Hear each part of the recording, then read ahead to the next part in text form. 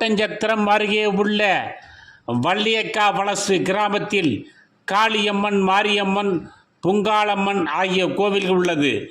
இந்த கோவில்களின் ஆனி மாத திருவிழா நடைபெற்றது. இதையொட்டி அக்கினிச்சட்டி எடுத்தும் மாவிளக்கு எடுத்தும் பக்தர்கள் தங்களது நேர்த்திக்கடனை செலுத்தினார்கள். அம்மனுக்கு பொங்கல் வைத்து சிறப்பு பூஜை செய்தனர். இதனைத் தொடர்ந்து அம்மன் கரகம் அலங்காரம் செய்யப்பட்டு வீடு வீடாக ஊர்வலமாக எடுத்து சென்று சிறப்பு வழிபாடு நடத்தப்பட்டது. பெண்கள் அம்மனுக்கு ஆராத்தி எடுத்து பாடல்கள் பாடி வரவேற்றனர். பின்னர் கரகம் கோவில் கிணற்றில் கரைக்கப்பட்டது.